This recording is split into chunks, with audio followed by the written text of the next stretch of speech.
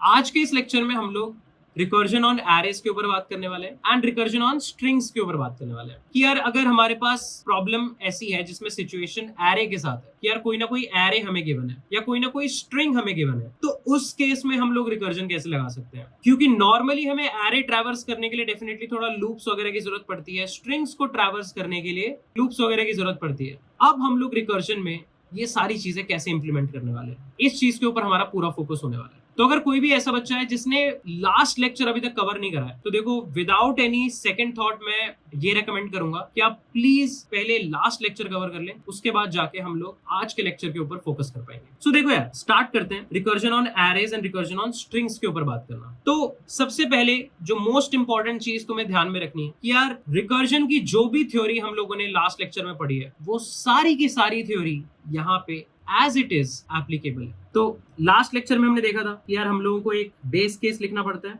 Base case क्या होता है? ऐसी सबसे छोटी सब प्रॉब्लम जिसका आंसर हमें ऑलरेडी पता है, राइट? फॉर एग्जांपल फैक्टोरियल के केस में 1 फैक्टोरियल हमें पता है 1 होता है। सो ऐसी सबसे छोटी प्रॉब्लम जिसका आंसर हमें ऑलरेडी पता है, वो हमारा बेस केस होता है। इसके बाद हम लोग सेल्फ वर्क पे काम करते हैं, राइट, और अजम्पशन पे काम करते हैं। तो हमने पीएमआई का कंसेप्ट पढ़ा था, वहां पे भी हम लोग एक टर्म के ऊपर अजम्पशन ले लेते थे कि यार जो भी हम प्रॉब्लम सॉल्व करना चाहते हैं, जो भी प्रूफ हम करना चाहते हैं कि यार ये फंक्शन करेक्ट आंसर देता है, तो हम लोग एक टर्म के लिए अज्यूम कर लेते हैं कि यार ये फंक्शन सही चलेगा। एक बारी हमने ये अजम्पशन कर ली, फिर इस अजम्पशन के बेसिस पे हम लोग अगली या पिछली कोई भी रिलेटिव इस प्रॉब्लम के जो हमने अजम्पशन लिया है, जिस टर्म का अजम्पशन लिया है, उस टर्म के रिलेटिव हम लोग एक दूसरी टर्म लेते हैं और उसके ऊपर कुछ सेल्फ वर्क करते हैं। सेल्फ वर्क मतलब कुछ अपनी तरफ से एक्स्ट्रा पीस ऑफ कंप्यूटेशन करते हैं जिससे ओवरऑल प्रॉब्लम प्रूव हो जाती है। जैसे फॉर एग्जांपल फिबोनाची के केस में हमें पता था कि यार अगर nth फिबोनाची निकालना है तो n-1th फिबोनाची और n-2th फिबोनाची अगर कैलकुलेट होकर आ जाए तो मैं खुद से दोनों को ऐड कर सकता हूं। That's the best thing that I can do. So जो एडिशन वाली प्रॉपर्टी है वो सेल्फ वर्क है, लेकिन n-1th फिबोनाची कैलकुलेट होकर आ जाना और n-2th फिबोनाची कैलकुलेट होकर आ जाना, ये तुम्हारा अजम्पशन वाला टास्क है, ठीक है? दैट बीइंग सेड, ये थ्योरी हमारे पास सेम टू सेम रहेगी। साथ ही साथ हम हमेशा अपना फंक्शन एफ, जो कि हम लोग काफी बार इंप्लीमेंट कर चुके हैं, दोबारा से हम लोग फंक्शन एफ वगैरह इंप्लीमेंट कर रहे होंगे। सिमिलर सिचुएशन रहेगी। फंक्शन एफ को हम लोग पहले बिगर प्रॉब्लम के रिस्पेक्ट में सोचेंगे, फिर उसको स्मॉलर सब प्रॉब्लम की टर्म में तोड़ने की कोशिश करेंगे। तो चलो देखते हैं।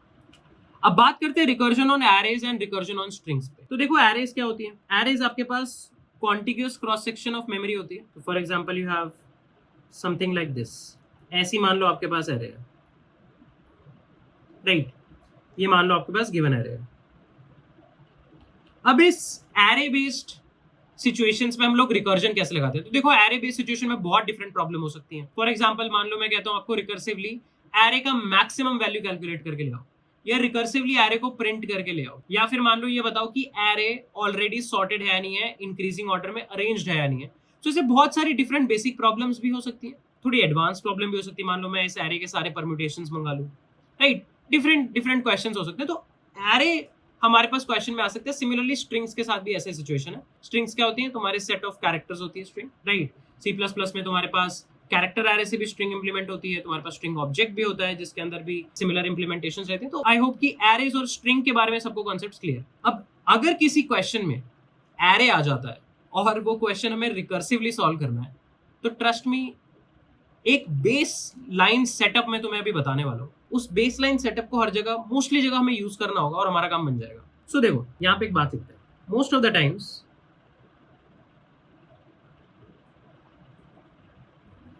To solve a problem related to arrays and strings, we definitely need to read them, right?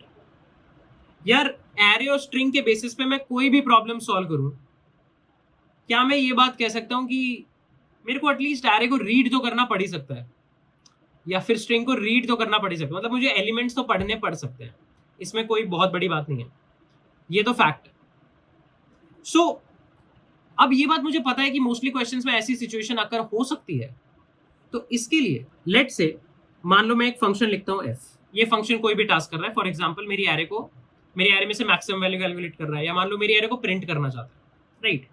सो जब भी हमारे पास एक ऐसा सिचुएशन हो जहां पे हमें एक रिकर्सिव फंक्शन लिखना है और वो एरे से आई वुड से इन्फ्लुएंस्ड है, एरे इनपुट में आ रही है, स्ट्रिंग इनपुट में आ रही है, सो डेफिनेटली मैं एक बात तो जरूर कह सकता हूं कि इस फंक्शन के इनपुट में हमें एरे तो चाहिए ही होगा, क्योंकि उसी के ऊपर कंप्यूटेशन करनी है। साथ ही साथ मैं ना एक इंडेक्स प्रॉपर्टी भी रखूंगा। इसके अलावा और भी कुछ प्रॉपर्टीज हो सकती हैं डिपेंडिंग ऑन क्वेश्चन, राइट। मान लो कि तुम्हें एरे में कोई एलिमेंट सर्च करना है, तो ARR, IDX के अलावा जो एलिमेंट सर्च करना है वो भी आप इनपुट में पास करोगे। So depending on situation to situation और पैरामीटर्स ऐड हो सकते हैं, बट 90 to 95% ऑफ केसेस में ये दो पैरामीटर तो डेफिनेटली प्रेजेंट होंगे। ये क्या है, तुम्हारी गिवन एरे होगी, गिवन एरे। और ये इंडेक्स पता है क्या बताता है, ये इंडेक्स बताता है current index we are pointing to in the array, right. ये बताएगा कि भाई करंट इंडेक्स क्या है। अब तुम सोचोगे इसकी जरूरत क्या है यार, एरे हम लोग ट्रैवर्स कर सकते हैं, index bye index for loop लगाते हैं, तो इंडेक्स 0 पे एक एलिमेंट मिल जाता है, इंडेक्स 1 पे एक एलिमेंट मिल जाता है, इंडेक्स 2 पे एक एलिमेंट मिल जाता है, हर बारी इंडेक्स को 1 से इंक्रीमेंट करते हैं, अगला एलिमेंट मिल जाता है। सो उसी आइट्रेशन को जो फॉर लूप में हम लोग वेरिएबल आई से आइट्रेट करते हुए चलते थे, मैं अपने रिकर्सिव फंक्शंस में ना ऐसा एक IDX पैरामीटर लेके चलूंगा।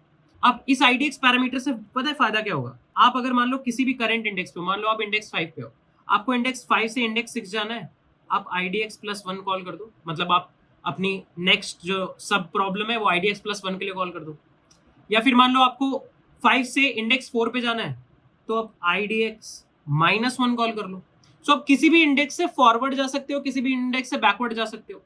इवन लेट से तुम्हें 2 का जंप लगाना है, तुम्हें एक इंडेक्स से 2 इंडेक्स आगे जाना है, मतलब इंडेक्स से इंडेक्स+2 जाना है, तो आप IDX+2 के लिए कॉल कर सकते हो, राइट। तुम अपनी अगली जो फंक्शन कॉल है वो ARR, एरे तो एज इट इज रहेगा, तुम IDX+2 के लिए कॉल कर सकते हो। अगर 2 का जंप लगाना है, IDX+1 के लिए कॉल कर सकते हो। अगर फॉरवर्ड 1 जंप लगाना है, मतलब नेक्स्ट इंडेक्स पे जाना है, प्रीवियस इंडेक्स पे जाना है, तो IDX-1 का चेक लगा सकते हो, and so on and so fourth. और सेम टू सेम स्ट्रिंग्स के लिए भी कर सकते हो, क्योंकि स्ट्रिंग में भी हमें स्ट्रिंग को आइट्रेट करने की जरूरत पड़ सकती है। तो ये चीज हमेशा ध्यान रखनी है कि अगर हम लोग कभी भी किसी एरे बेस्ड प्रॉब्लम को टैकल करने की कोशिश कर रहे हैं, या किसी स्ट्रिंग बेस्ड प्रॉब्लम को टैकल करने की कोशिश कर रहे हैं, तो ट्राई करते हैं कि एटलीस्ट एक IDX पैरामीटर तो जरूर रखें अपने रिकर्सिव फंक्शन कॉल के इनपुट में, ताकि हम लोग एरे और स्ट्रिंग को ट्रैवर्स कर पाए। अब इसी थॉट को कंक्रीट करने के लिए हम लोग कुछ क्वेश्चन सॉल्व करने वाले हैं, और देखते हैं कि कैसे ये जो मैं ट्रिक बता रहा हूँ ये डिफरेंट सिचुएशंस में डिफरेंट प्रॉब्लम्स में एप्लीकेबल होगी। जस्ट टू रिवाइज, हम अब एरेज और स्ट्रिंग के ऊपर रिकर्जन देखने वाले हैं। एरेज और स्ट्रिंग के ऊपर आपको आइट्रेट करना पड़ सकता है, फॉर लूप में भी आप कई बारी आइट्रेट कर रहे होते हो एरे पे, for i = 0, i less than n i++, ऐसे करके आप एरे के ऊपर और स्ट्रिंग के ऊपर आइट्रेट कर रहे हो। तो हो सकता है रिकर्सिव कोड भी एक ऐसा लॉजिक हो कि भाई मान लो एरे के सारे एलिमेंट्स का सम निकालना है, तो सारे एलिमेंट्स पे जाना तो पड़ेगा ना। तो ऐसी सिचुएशन हो मान लो आपके पास, तो ऐसे केसेस में आपको रिकर्सिव फंक्शन में कैसे आप एरे के ऊपर आइट्रेट कर सकते हो बिना लूप लगाए, उसके लिए हमने क्या करा है, हम बस एक और भी पैरामीटर हो सकते हैं depending on question to question, but definitely एक एरे पैरामीटर रखेंगे और एक IDX पैरामीटर रखेंगे, और इस IDX पैरामीटर से हम करंट इंडेक्स को पॉइंट करेंगे। नेक्स्ट इंडेक्स पे जाना है तो IDX+1 चले जाएंगे, 2 इंडेक्स का जंप लगाना है IDX+2 चले जाएंगे, प्रीवियस इंडेक्स जाना है IDX-1 लगा लेंगे, and so on and so forth. So now let's try to solve some problems and see how this knowledge can be implemented. So चलो यार, अब जो भी हमने ये बेसिक थ्योरी सीखी है कि एरे के ऊपर रिकर्सिव प्रॉब्लम्स अगर हमारे पास आती हैं तो हम कैसे उसकी प्रॉब्लम सॉल्विंग कर सकते हैं। एक सिंपल प्रॉब्लम लेते हैं। क्या सिंपल प्रॉब्लम है?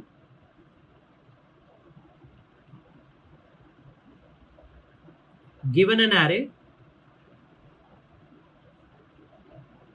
print all the elements of the array recursively, right.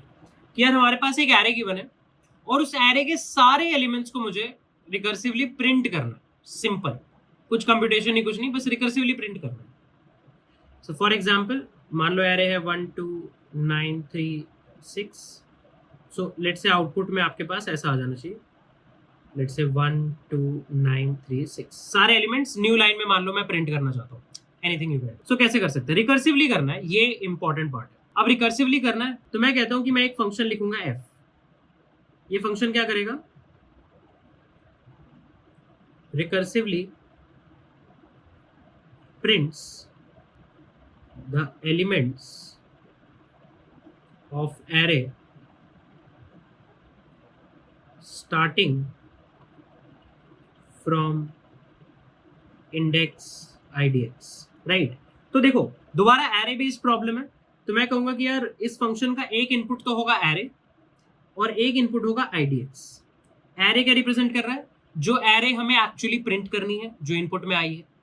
idx क्या रिप्रेजेंट करता है कि कौन से इंडेक्स से मैं प्रिंटिंग स्टार्ट करना चाहता हूं, राइट। कौन से इंडेक्स से मैं प्रिंटिंग स्टार्ट करना चाहता हूं। तो इस फंक्शन का मैं मतलब ये डिफाइन कर रहा हूं कि ये फंक्शन रिकर्सिवली क्या प्रिंट करेगा?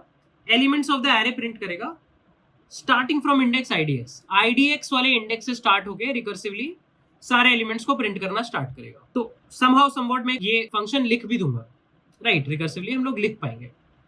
तो टेक्निकली जब मैं इसे कॉल करूंगा, जब हम इसको कॉल करेंगे, सो कहने से हम कॉल करेंगे एफ ऑफ ARR, 0 के लिए कि यार हमें टेक्निकली 0th इंडेक्स से सारे एलिमेंट्स प्रिंट करने हैं ना। सो जब हम आंसर कैलकुलेट करना चाहेंगे, सो हम एफ ऑफ ARR, 0 के लिए कैलकुलेट कर लेंगे कि भाई 0th इंडेक्स से स्टार्ट होने वाले सारे एलिमेंट्स को आगे तक प्रिंट करना।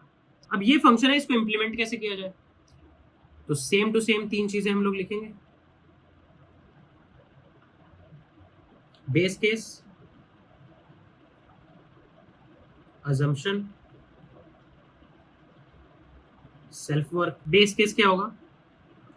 यार अगर एरे की लेंथ 0 है तो कुछ प्रिंट करने की जरूरत ही नहीं है, राइट। अब एरे की लेंथ का एक फैक्टर आ रहा है, तो क्या मैं ये कह सकता हूं कि सिर्फ एरे को पैरामीटर में पास करके और इंडेक्स को पैरामीटर में पास करके कुछ नहीं होगा? हमें एक लेंथ भी चाहिए, जहां पे n क्या डिनोट करता है? Length of array, right. अब अगर मैं यहाँ पे एरे की जगह वेक्टर पास करता तो वेक्टर डॉट साइज कर लेता, बट क्योंकि एरे है और उसकी साइज पे कुछ ना कुछ हमें कंपटीशन करना है, तो साइज भी फंक्शन में चाहिए होगा। तो तुम्हें ऐसे ही फिगर आउट करना है कि अच्छा अब ये भी चीज चाहिए, तो मैं इसको भी फंक्शन में ऐड कर देता हूँ, ठीक है। तो बेस केस क्या कहेगा? If array is empty, print nothing, right. Array empty है, ये बात कैसे पता लगेगी? या तो भाई n की वैल्यू 0 है तो एरे एम्प्टी है ना, इस सिचुएशन में एरे एम्प्टी है। या फिर ये जो idx पैरामीटर है, हर बारी मैं नेक्स्ट इंडेक्स पे जाऊंगा, नेक्स्ट इंडेक्स पे जाते जाते अगर मैंने पूरी एरे ट्रैवर्स कर ली, लास्ट इंडेक्स n-1th इंडेक्स होता है, इसके भी मैं आगे चला गया, तो अब कुछ बचा थोड़ी एरे में, एरे अब एम्प्टी है। तो जब idx की वैल्यू n हो जाएगी तो भी कुछ भी नहीं बचा एरे में, राइट। तो हम ये कह सकते हैं कि जब भी एरे एम्प्टी है तो प्रिंट नथिंग, कंडीशन हम लोग फाइंड आउट कर सकते हैं। अब यहाँ पे पहले हम सेल्फ वर्क करेंगे। सेल्फ वर्क क्यों करेंगे? क्योंकि यार अगर मैं किसी करंट इंडेक्स पे हूँ, एरे के मैं किसी करंट इंडेक्स पे हूँ, अगला छोड़ो, पिछला छोड़ो, आसपास के सारे एलिमेंट्स को छोड़ दो, मैं एक करंट इंडेक्स पे तो हूँ, आगे कैसे जाना है अभी तो पता नहीं है, तो ये पहले करंट इंडेक्स को तो प्रिंट कर लिया जाए, है ना। एक करंट इंडेक्स को प्रिंट कर लेते हैं, अगला पिछला सोचते रहेंगे फिर। So my self work will be print the element at the current index, right. आप करंट इंडेक्स पे एलिमेंट को प्रिंट कर दो, और अजम्पशन क्या रहेगी? यार मैंने अपना एलिमेंट तो प्रिंट कर दिया है, करंट इंडेक्स वाला एलिमेंट तो प्रिंट कर दिया है, अगर f of ARR, idx, n index idx से सारी एलिमेंट्स प्रिंट कर देते हैं, तो f of ARR, idx plus 1, n next index से लास्ट इंडेक्स तक सब प्रिंट कर देंगे। So we are going to assume कि ये फंक्शन कॉल सही चलेगी, कि फंक्शन f idx प्लस 1 के लिए सही चलता है। मतलब नेक्स्ट एलिमेंट, यार मैं कहूं इंडेक्स का जो अगला इंडेक्स है, idx प्लस 1th इंडेक्स है, वहां से लेकर लास्ट इंडेक्स तक सब कुछ ऑटोमेटिकली प्रिंट हो जाएगा। मेरा खुद का काम क्या है? करंट इंडेक्स को प्रिंट कर देना। सो मैं कहता हूं इस रेफरेंस के लिए I will write print ARR of IDX। आप भाई करंट एलिमेंट को प्रिंट कर लो, C++ में सी आउट कर सकते हैं। और उसके बाद लेट्स अज्यूम कि IDX प्लस 1 के लिए फंक्शन सही चलेगा।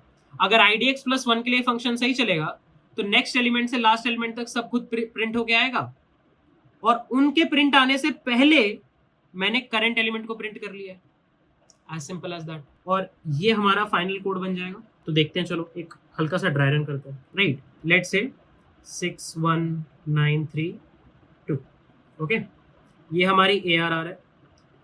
आपने कॉल किया ARR ऑफ 0, लेंथ है 5, है ना, कि भाई 0th इंडेक्स से लास्ट इंडेक्स तक सब कुछ प्रिंट करके ले आओ।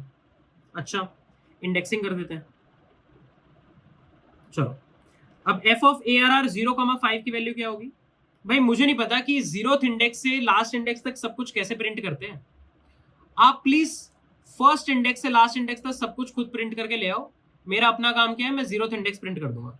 तो पहले मैं ARR ऑफ IDX प्रिंट कर दूंगा, तो मैं 0th इंडेक्स प्रिंट कर दूंगा। 0th इंडेक्स पे क्या है, 6 है। और मैं क्या कॉल कर दूंगा कि अच्छा मैंने अपना 0th इंडेक्स प्रिंट कर दिया है, आप जाइए और 0+1 से लेकर लास्ट इंडेक्स तक सब कुछ ले आइए। तो अब देखो, ये वाला एलिमेंट तो प्रिंट हो चुका है, ये 6 तो प्रिंट हो चुका है ना, ठीक है। अच्छा, अब इस फंक्शन कॉल पे है। इस फंक्शन कॉल को अगर मैं ध्यान से देखूं तो ये क्या कहता है कि फर्स्ट इंडेक्स से लास्ट इंडेक्स तक सब प्रिंट कर लो।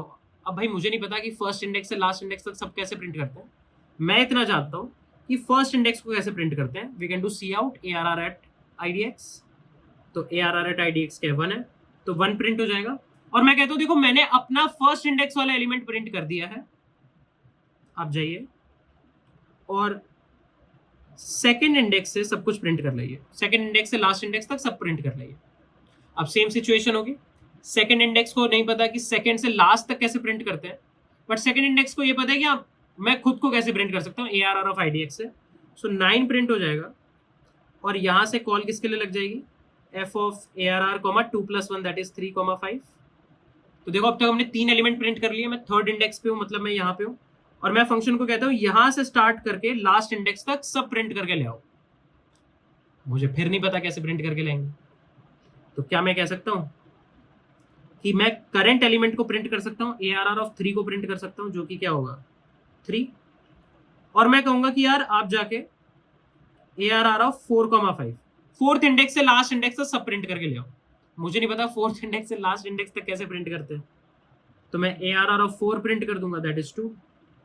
और मैं कहूंगा आप फिफ्थ इंडेक्स से लास्ट इंडेक्स तक सब प्रिंट करके ले आओ। अब यहां पे कैच है, क्या कैच है भाई, फिफ्थ इंडेक्स तो एग्जिस्ट ही नहीं करता। इसका मतलब आप एक एक करके चलते जा रहे थे और आपने एरे एग्जॉस्ट कर दी। ये आपका बेस केस है। एरे एग्जॉस्ट कर दी, एरे एम्प्टी है, कुछ नहीं बचा एरे में। तो आपको कुछ नहीं करना, आपको कोई प्रिंटिंग नहीं करनी। आप वहां से वापस आ जाइए, आप यहां से यहां वापस आ जाएंगे, ठीक है। आपने फोर्थ इंडेक्स तो ऑलरेडी प्रिंट कर ही दिया, तो कुछ और करना नहीं था, क्योंकि आपने बचे हुए इंडेक्स के लिए कॉल कर लिए। यहाँ से वापस, यहाँ से वापस, यहाँ से वापस, यहाँ से वापस, और कंसोल पे सब कुछ प्रिंट हो जाएगा। और ये सब कुछ क्यों हो पा रहा है, क्योंकि हमने ये रेफरेंस रिलेशन लिखी है। क्या रेफरेंस रिलेशन है, ये फंक्शन f है जो IDX इंडेक्स से लेकर लास्ट इंडेक्स तक सब प्रिंट कर देता है। तो जब मैं इसे कॉल करूंगा तो मैं कॉल करूंगा f ऑफ ARR, 0, n के लिए कि यार 0th इंडेक्स से लेकर लास्ट इंडेक्स तक प्लीज सब प्रिंट करके ले आइए। अब मुझे नहीं पता कि कैसे प्रिंट करते हैं, तो मैं इतना जानता हूं कि यार अगर कोई मुझे नेक्स्ट इंडेक्स से लास्ट इंडेक्स तक, मतलब मैं अभी इस इंडेक्स पे हूं, मैं लेट से इस IDX पे हूं, मुझे कोई ये रिमेनिंग एरे प्रिंट करके ले आए। If somebody can go and print the remaining array for me, before you go and print the remaining array, what I can do, I can print myself. So assume that we can correctly print the remaining array using f, right? Before you go to print remaining array, I can print myself, right? I can print my self and that's it. अब देखो मैं इसका code लिखूंगा as it is, यही लिख दूंगा और हमारा काम बन जाएगा। Print array recursive dot CPP, एक बेसिक टेम्पलेट बना लेते हैं।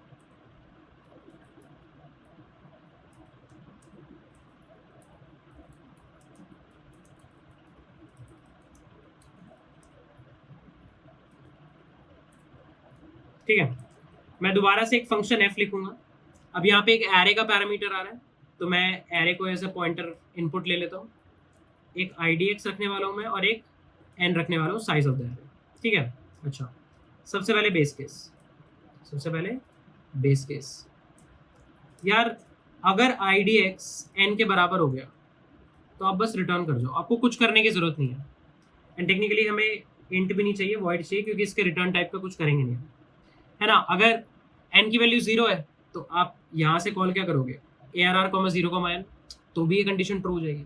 और आप एक एक करके आगे बढ़ते गए और अब IDX n के बराबर हो गया, मतलब कोई भी एलिमेंट बचा नहीं है, आपने लास्ट इंडेक्स भी सरपास कर दिया है, तो भी आप बेस केस फिट करके आप वापस आ जाओ।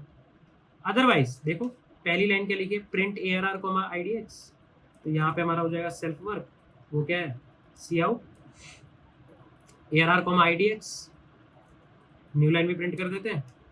और रिकर्सिव अजम्पशन क्या है, assume that f of ARR, IDX plus 1, n, assume it works correctly, right? So what it will do, it will print the remaining array, for us। चलो तो एक काम करते हैं, int n is equals to 5, let's say 6 1 9 3 4, ठीक है। And I will call for ARR। मेरे को प्रिंटिंग कहां से चाहिए, मैं चाहता हूं कि भाई 0th इंडेक्स से लेकर लास्ट इंडेक्स तक सब प्रिंट हो जाए। सो 0 और n की वैल्यू हम यहाँ पे पास कर देंगे। ठीक है, चलो सबसे पहले रन करते हैं इस कोड को, रन कोड। तो देखो 6 1 9 3 4 प्रिंट हो रहा है, कोई एरर नहीं आ रहा, कुछ भी नहीं। देखो यहाँ पे प्रिंट हो रहा है, सब कुछ सही लग रहा है।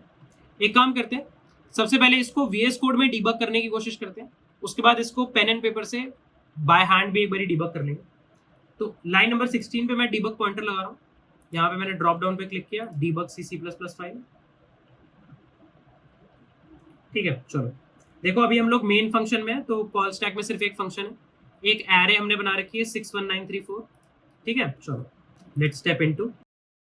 ठीक है, अब यहाँ पे एरे का 0th इंडेक्स पास हो रहा है, इसलिए आपको ये ऐसे दिख रहा है। ठीक है, स्टार ARR, जब आपने डी रेफरेंस किया उस इंडेक्स को तो उस इंडेक्स पे 6 पड़ा है, तो आप देख पा रहे हो 0th इंडेक्स पे 6 ही पड़ा है।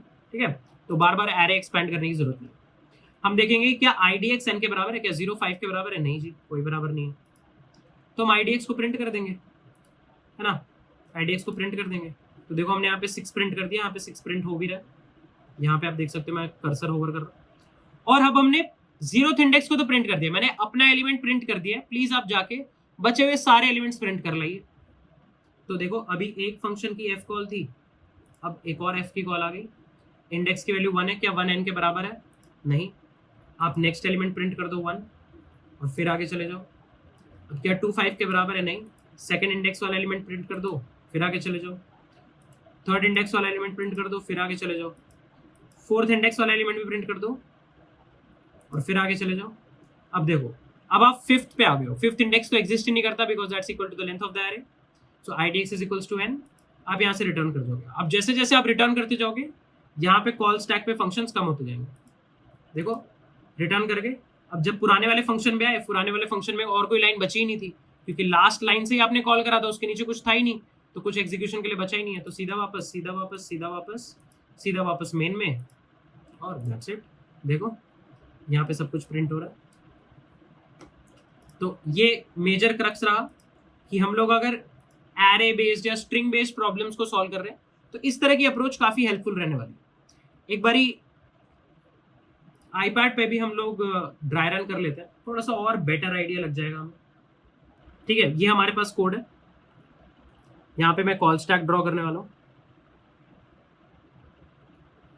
चलो सबसे पहले तो मेन की कॉल होगी, ठीक है। मेन के अंदर एक वैल्यू है n इज इक्वल्स टू 5, एक एरे है ARR, मैं पूरी एरे नहीं बना रहा हूँ क्योंकि एरे हमारे पास यहाँ पे है, और लाइन नंबर 16 पे हमने एक फंक्शन कॉल कर दिया f। सो लाइन नंबर 16 पे हमने एक फंक्शन कॉल करा f, ARR, 0, n, n की वैल्यू क्या है 5, ठीक है। चलो, सो यहाँ पे 0 क्या है IDX है, 5 क्या है n है, so IDX is equals to 0, n is equals to 5। तो सबसे पहले पहली लाइन जो फंक्शन की एग्जीक्यूट होगी वो होगी लाइन नंबर 6। हमने क्या देखा, क्या 0 5 के बराबर है, क्या 0 और 5 बराबर है? जी नहीं, बराबर नहीं है। अगली लाइन कौन सी एग्जीक्यूट होगी? Line number 8। लाइन नंबर 8 क्या कहती है, भाई एरे को प्रिंट कर दो, और कौन सा इंडेक्स एरे का? IDX। IDX की वैल्यू यहाँ पे क्या है? 0 है। सो what is ARR of 0? ARR of 0 is 6, तो भाई मैंने 6 प्रिंट कर दिया, ठीक है, ओके। ये लाइन पूरी एग्जीक्यूट हो गई है। अब नेक्स्ट लाइन में है लाइन नंबर 10। लाइन नंबर 10 में एक फंक्शन कॉल है, तो आप इस पर्टिकुलर स्टैक फ्रेम को लाइन नंबर 10 पे छोड़ के जाओगे, क्योंकि एक और फंक्शन कॉल है किसकी? ARR, IDX प्लस 1, IDX क्या है? 0, तो 0 plus 1 is 1, and n as it is, that is 5, ठीक है। तो ये एक नई फंक्शन कॉल हो गई। फंक्शन कॉल के अंदर आते हैं, IDX की वैल्यू है 1, n की वैल्यू है 5। क्या 1 और 5 बराबर है? जी नहीं। तो नेक्स्ट लाइन कौन सी एग्जीक्यूट होगी? Line number 8। लाइन नंबर 8 में आप ARR ऑफ IDX प्रिंट करना चाहते हो। IDX क्या है? 1। What is ARR of 1? 1। तो भाई आपने यहाँ पे 1 प्रिंट कर। अब लाइन नंबर 8 सही से एग्जीक्यूट हो गई है। 8 के बाद तो कमेंट है 9th लाइन पे, तो सीधा 10th लाइन पे आएगी। अब 10th लाइन पे दोबारा फंक्शन कॉल है। फंक्शन कॉल का मतलब हमें पता है कि स्टैक में, कॉल स्टैक में एक नया स्टैक फ्रेम ऐड करना है। सो भाई ऐड कर देते हैं। f ऑफ, यहाँ पे IDX था 1, n था 5, तो किसके लिए कॉल कर रहे हैं? IDX plus 1। IDX अगर 1 है तो 1 प्लस 1 2 हो गया। सो ARR, 2, 5, और इस वाले फंक्शन को भी लाइन नंबर 10 पे छोड़ के जा रहे हैं। यहाँ पे IDX की वैल्यू है 2, n की वैल्यू है 5। चलो, क्या 2 5 के बराबर है? जी नहीं, 2 और 5 बराबर नहीं है। तो प्रिंट करते हैं ARR of 2। What is at index 2? 9। So ARR of 2 is 9, तो आपने 9 प्रिंट कर दिया। ये लाइन एग्जीक्यूट हो गई है। आप लाइन नंबर 10 पे आए, एक फंक्शन कॉल। वो फंक्शन कॉल किसके लिए हो रही है? ARR, IDX plus 1। IDX is 2, so 2 plus 1 is 3, n तो एज इट इज 5 आ गया। तो अब यहाँ पे IDX की वैल्यू है 3, n की वैल्यू है 5। नीचे के सारे फंक्शंस वेट कर रहे हैं जब तक ऊपर के सारे फंक्शंस एग्जीक्यूट होकर नहीं आ जाते। ये फंक्शंस एग्जीक्यूट नहीं होंगे, ठीक है। चलो यहाँ पे देखते हैं। IDX की वैल्यू है 3। क्या 3 और 5 बराबर है? जी नहीं। तो ARR of IDX, that is ARR of 3 print कर दो। ARR ऑफ 3 पे क्या पड़ा है? 3 पड़ा है, सो 3 प्रिंट कर दिया। और नेक्स्ट लाइन में एक और फंक्शन कॉल है। लाइन नंबर 10 पे एक और फंक्शन कॉल है, f of ARR, 3 plus 1 is 4, 5। यहाँ पे IDX है 4, n है 5, राइट। क्या 4 और 5 बराबर है? जी नहीं। तो ARR ऑफ 4 प्रिंट कर दो। ARR of 4 is 4। और नेक्स्ट लाइन में जाओ, दोबारा फंक्शन कॉल है, तो लाइन नंबर 10 पे छोड़ के जाओ, दोबारा एक फंक्शन कॉल है ARR, IDX was 4, so 4 plus 1 is 5, 5, और यहाँ पे IDX की वैल्यू है 5, सो इज 5 इक्वल्स टू 5? जी हाँ। तो अब बस यहाँ से चुपचाप रिटर्न कर जाओ, कोई वैल्यू रिटर्न करने की भी जरूरत नहीं। मैंने वॉइड रिटर्न रखा हुआ क्योंकि प्रिंटिंग करनी है, वैल्यू मैनिपुलेशन या वैल्यू पे कोई कॉम्पिटिशन नहीं करना है, इसलिए मैंने रिटर्न टाइप वॉइड रखा हुआ है। ऑलरेडी सब प्रिंटिंग हो रखी है, सो ये फंक्शन कॉल रिटर्न हो जाएगी। अब यहाँ पे वापस आ गया। इस वाले स्टैक फ्रेम को, ARR ऑफ 4, 5 वाले स्टैक फ्रेम को लाइन नंबर 10 पे छोड़ के आए थे। लाइन नंबर 10 के बाद इस फंक्शन में कोई लाइन बची क्या? नो। और मैंने क्या बताया था, या तो आप रिटर्न हिट कर जाओ या फंक्शन ही एंड हो जाए, कोई लाइन ही ना बचे। इन दोनों ही केसेस में आप फंक्शन से रिटर्न कर जाओगे, और क्योंकि कोई रिटर्न स्टेटमेंट नहीं है तो कुछ भी रिटर्न भी नहीं हो रहा है। आप दोबारा वापस इस वाले फंक्शन कॉल पे आए, ARR ऑफ 3, 5। इसको भी आप लाइन नंबर 10 पे छोड़ के गए थे। लाइन नंबर 10 तो पूरी एग्जीक्यूट हो गई, बट लाइन नंबर 10 के बाद कुछ बचा ही नहीं, तो ये फंक्शन कॉल भी एंड हो गई। फिर आप इस फंक्शन कॉल पे आए, f ऑफ ARR, 2, 5, ठीक है। इसको भी हम लोग लाइन नंबर 10 पे छोड़ के गए थे। लाइन नंबर 10 में बस फंक्शन कॉल हो रहा था। लाइन नंबर 10 पूरी कंप्लीट हो चुकी है। लाइन नंबर 10 के बाद कुछ भी नहीं बचा है, सो ये फंक्शन कॉल भी हो गया। वापस आए इस फंक्शन कॉल पे, ARR ऑफ 1, 5। यहाँ पे भी लाइन नंबर 10 पे छोड़ के गए थे, 10 के बाद कुछ भी नहीं है। This is also done. Can I say that? Right. Finally आप इस पे आए f ऑफ ARR, 0,5, इसे भी लाइन नंबर 10 पे छोड़ के गए थे, which was last line of the function, तो ये भी हो गया. और वापस आ गए मेन को आप लाइन नंबर 16 में छोड़ के गए थे, देख लो सारी की सारी प्रिंटिंग हो गई है, फाइनली रिटर्न 0 कर जाओ एंड दैट्स इट. तो यहाँ पे भी क्रक्स क्या रहा कि आपने अज्यूम कर लिया कि यार आप बची हुई एरे को प्रिंट करके ले आओ, मैं बस अपने करंट एलिमेंट को प्रिंट कर सकता हूँ, ये अपने सेल्फ वर्क ले लिया. इसी अजम्पशन, सेल्फ वर्क और बेस केस के बेसिस पे हमने सारे रिकर्सिव प्रॉब्लम्स को सॉल्व करा. अब टाइम कॉम्प्लेक्सिटी क्या होगी? तो टेक्निकली स्पीकिंग टाइम कॉम्प्लेक्सिटी निकालना बहुत आसान है. मैंने क्या बताया रिकर्सिव कोड्स की time complexity? Number of function calls into time taken और instructions executed in one function call. भाई एक फंक्शन कॉल में तो यहाँ पे एक इफ का चेक है, ये कांस्टेंट, प्रिंटिंग ये कांस्टेंट, और एक फंक्शन को कॉल करना बस एक फंक्शन को, ये यहाँ पे दिया है वो भी कांस्टेंट, सी सो सब कुछ कांस्टेंट है, सी प्लस 3c अप्रोक्सीमेटली सी. फंक्शन कॉल्स कितने होंगे? आप IDX 0 से 1 पे गए, फिर 2 पे गए, फिर 3 पे गए, फिर 4 पे गए. सो टेक्निकली आपने 5 फंक्शन कॉल्स करी. तो 5 फंक्शन कॉल्स, हर फंक्शन कॉल में constant task, so time taken will be order of n, as well as space taken will also be order of n. Space भी ऑर्डर ऑफ n हो जाएगा. क्यों? क्योंकि यहाँ पे इनपुट एरे को तो स्पेस कॉम्प्लेक्सिटी में कंसिडर करेंगे नहीं, उसके अलावा कोई एरे वगैरह या कोई और डेटा स्ट्रक्चर हम बना नहीं रहे, सिर्फ स्टैक है. और मैक्सिमम स्पेस जब स्टैक ने लिया वो तब था जब सारी एंट्री स्टैकअप हो रखी थी, तो ऑल एंड एंट्रीज के केसेस में. सो स्पेस कॉम्प्लेक्सिटी भी ऑर्डर ऑफ n हो गया. सो इस टाइम और स्पेस पे हम लोगों ने प्रिंटिंग कर ली है अपने एरे पे.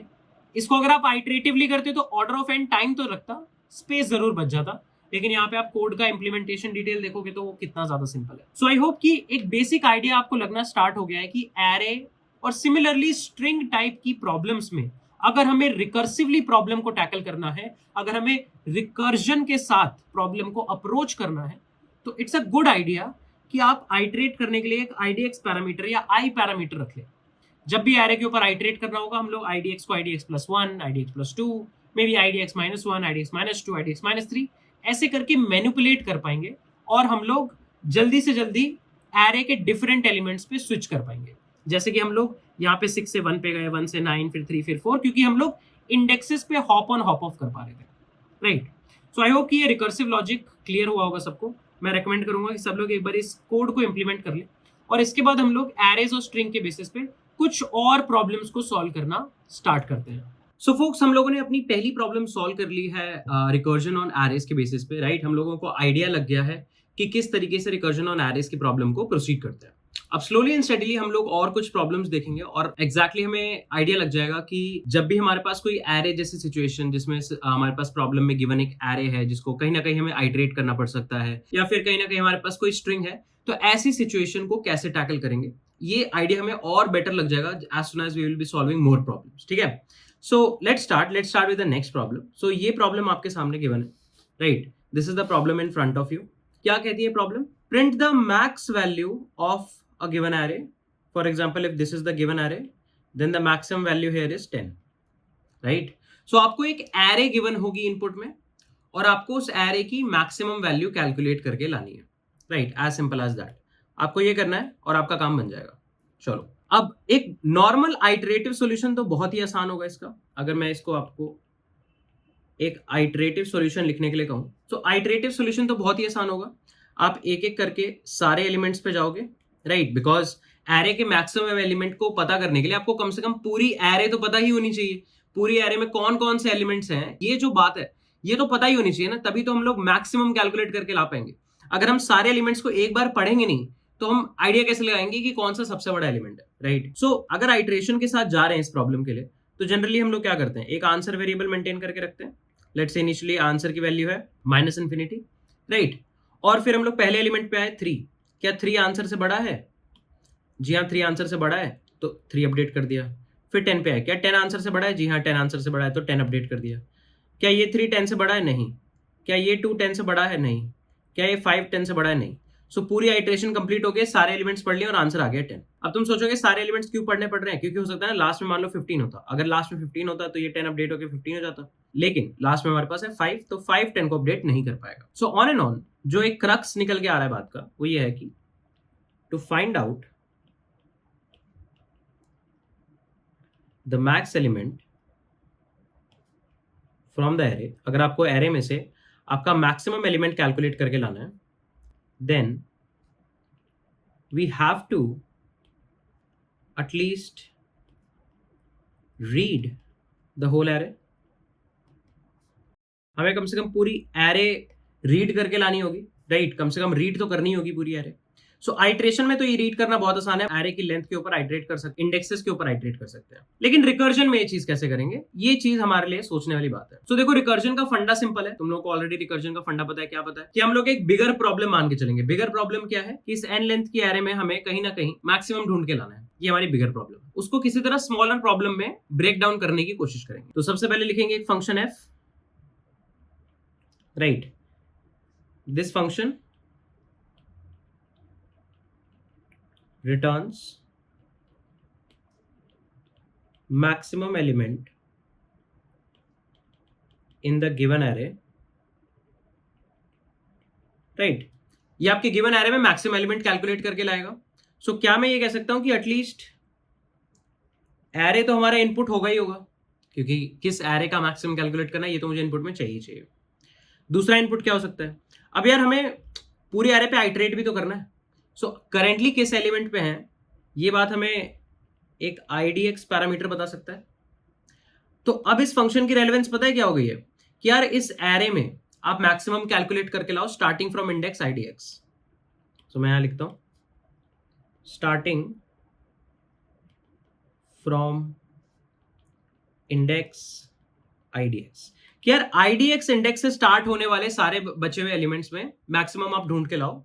इसलिए जो फाइनल आंसर होगा, जो हमारा फाइनल आंसर हम लोग बिल्ड करेंगे, वो बिल्ड करेंगे एफ ऑफ ARR, 0, क्योंकि मैं चाहता हूं कि 0th इंडेक्स से लेकर आगे सारे इंडेक्सेस के बीच में जो भी एलिमेंट्स हैं उसके सारे एलिमेंट्स आ जाए। अब तुम सोचोगे सर आपने ये कैसे सोचा कि एक इंडेक्स से स्टार्ट होने वाले बाकी के बचे हुए एलिमेंट्स का मुझे मैक्सिमम चाहिए? कुछ और भी तो सोच सकते थे, हमारे दिमाग में कुछ और थॉट आ रहा है।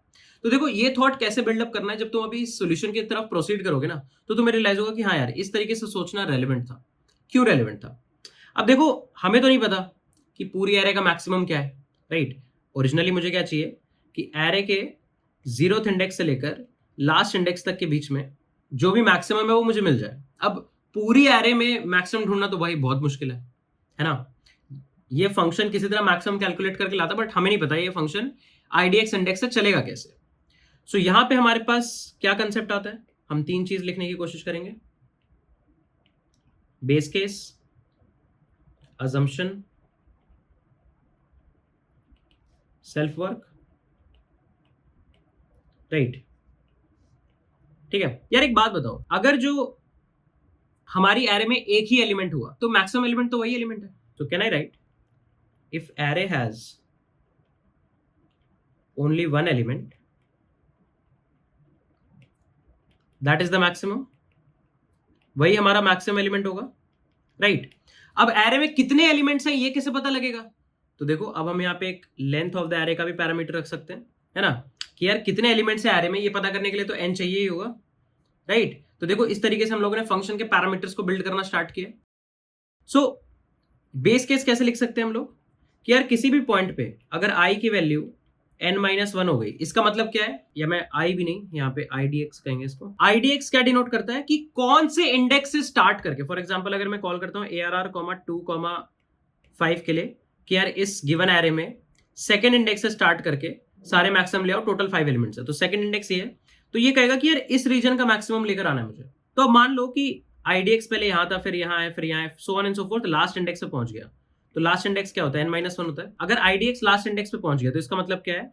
f of ARR, let's say 4, 5, कि यार अब हम लोग लास्ट इंडेक्स पे हैं। अब लास्ट इंडेक्स का मतलब क्या है? कि बची हुई एरे में एक ही एलिमेंट है, और अगर एक एलिमेंट है तो वही मैक्सिमम होगा। सो आई कैन से कि अगर इंडेक्स n-1th इंडेक्स पे पहुंच गया, so I can say return ARR of idx, because ये एक ही एलिमेंट बचा है, और अगर एक ही लेंथ है या एक ही एलिमेंट है एरे में, तो वही हमारा आंसर है। सिंपल, बेस केस सिंपल है। अजम्पशन क्या रखेंगे? तो देखो, अजम्पशन ये रखते हैं कि यार हमें नहीं पता कि किसी भी IDX इंडेक्स से स्टार्ट होकर बची हुई एरे में मैक्सिमम कैसे कैलकुलेट करते हैं, राइट? मुझे नहीं पता ये बात, मुझे बिल्कुल नहीं पता ये बात।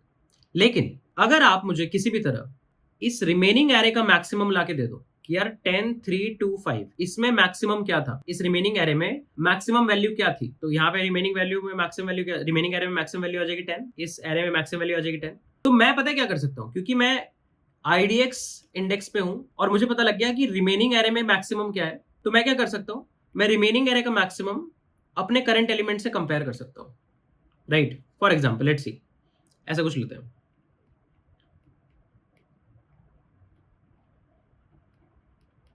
ठीक है, ये एरे लेते हैं। अब देखो इस एरे में हमें नहीं पता कि वैल्यू कैसे आएगी, बट मुझे पता है कि सिर्फ इतने पार्ट को अगर मैं देखूं, सिर्फ इतने पार्ट के एरे में मैक्सिमम क्या है, 1 है, राइट। इतने पार्ट के एरे में मैक्सिमम 1 है। तो अगर मुझे 8,1 का मैक्सिमम निकालना है और मुझे ऑलरेडी पता है कि इस पार्ट का मैक्सिमम क्या है, तो मैं क्या कर सकता हूं, इस पार्ट का मैक्सिमम 1 उसको कंपेयर करूंगा 8 से, क्योंकि 8 अब एक नया एलिमेंट है जो इनकलकेट हो रहा है। क्या ये एलिमेंट मैक्सिमम से बड़ा है? जी हाँ, 8 मैक्सिमम से बड़ा है। सो इस रीजन का मैक्सिमम क्या आ गया, 8 आ गया। अब अगर मुझे इस रीजन का मैक्सिमम पता है तो मैं उसको 6 के साथ कंपेयर कर दूं तो मुझे इस रीजन का मैक्सिमम मिल जाएगा। अब क्या 6 8 से बड़ा है? नहीं। तो इस रीजन में भी मैक्सिमम कौन है, 8 है। सिमिलरली इस रीजन में भी मैक्सिमम कौन है, 8 है। इस रीजन में भी मैक्सिमम कौन है, 8 है। लेकिन अब मैं रीजन को एक्सपैंड करके 14 इंक्लूड करना चाहता हूं। मुझे 2 3 6 8 1 इसका मैक्सिमम पता है और नया एलिमेंट जो आ रहा है वो है 14। तो मैं 14 को अपने मैक्सिमम से कंपेयर कर लूं, क्या 14 मैक्सिमम से बड़ा है? जी हाँ, बड़ा है। तो इस पूरी एरे का सबसे मैक्सिमम एलिमेंट क्या हो गया, 14 हो गया, राइट। माय पॉइंट बीइंग कि यार आप रिमेनिंग एरे का मैक्सिमम ले आओ, you any how any cost calculate the maximum of the remaining array, whatever is the maximum of the remaining array, I'll compare it with myself. We assume f works correctly for f of arr comma idx plus 1 comma n, right। कि यार हमारा जो function है वो idx plus 1th index से लेकर बचे हुए सारे इंडेक्सेस के एलिमेंट्स में मैक्सिमम ले आता है। ये फंक्शन हमारा सही चलता है, that is it successfully finds out maximum in the remaining array। यार बची हुई एरे में आप मैक्सिमम ले आओ, आपका सेल्फ वर्क क्या होगा, compare the maximum of remaining array with current element. यार आपका जो रिमेनिंग एरे का, फॉर एग्जांपल मुझे f of arr comma 0 comma 5 इसका आंसर लेकर आना है, राइट, कॉमा 5 का आंसर लेकर आना है। अब मुझे नहीं पता कि स्टार्टिंग फ्रॉम इंडेक्स 0 ये जितने भी एलिमेंट्स हैं इनका मैक्सिमम क्या है, बट अगर कोई मुझे इस रीजन का 10 3 2 5 का मैक्सिमम दे दे, जो कि क्या है 10 है, तो मैं उस 10 को 3 से कंपेयर कर लूंगा, क्योंकि 3 नया एलिमेंट है। 3 को अगर मैं इंक्लूड करूंगा तो ये पूरी एरे इंक्लूड हो जाएगी। तो 10 को अगर मैं 3 से कंपेयर कर दूं तो मेरा बात बन जाएगी। सिमिलरली अगर मुझे इस पूरे रीजन का मैक्सिमम निकालना है और मुझे किसी भी तरह 2 3 6 8 1 का मैक्सिमम मिल जाए, जो कि क्या है 8 है, तो मैं 8 को 14 से कंपेयर करूंगा, क्योंकि अगर मुझे रीजन को एक्सपैंड करना है तो 14 ही तो इनकलकेट होने वाला है। अगर 14 ही इनकलकेट होने वाला है तो पुराने मैक्सिमम को इस नए एलिमेंट के साथ कंपेयर कर लो। अगर नया एलिमेंट बड़ा है तो नए रीजन का एलिमेंट, मैक्सिमम एलिमेंट ये नया एलिमेंट ही होगा। तो देखो 14 8 से बड़ा था तो 14 ही है आंसर, राइट। सो रेकरेंस कैसे लिखेंगे, रेकरेंस कैसे लिख सकते हैं, अब function f of arr comma idx comma n लिखना है हमें नहीं पता इसको कैसे सॉल्व कर सकते हैं, लेकिन what we know is if anyhow any cost you know the value of arr idx plus 1 comma n, that is you know the maximum from the remaining array.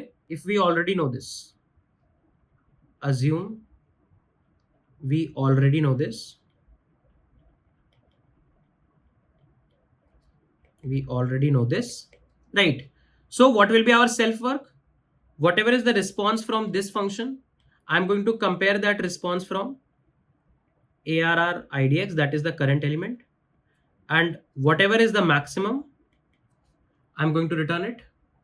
So this whole operation is compare current element with maximum of remaining array, and that's it, and that's it।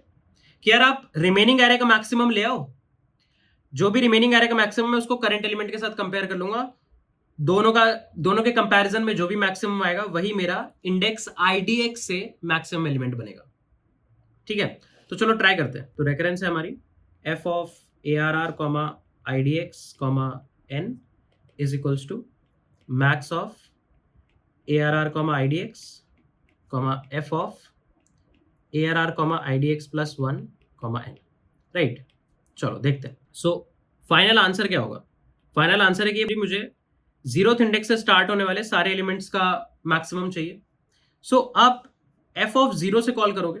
ठीक है, अब now you don't know कि what is the maximum from F of 0। So what do? You go and calculate the maximum from F of 0 plus 1, that is you go and calculate the maximum of ARR, 1, 5. That is, you go and find the maximum of this region 10, 3, 2, 5. इसका maximum आप calculate करके ले आइए। Then we don't know how to calculate the maximum of this region, but if anyhow any cost I can get the maximum of 3 to 5, तो मैं कुछ कर सकता हूँ।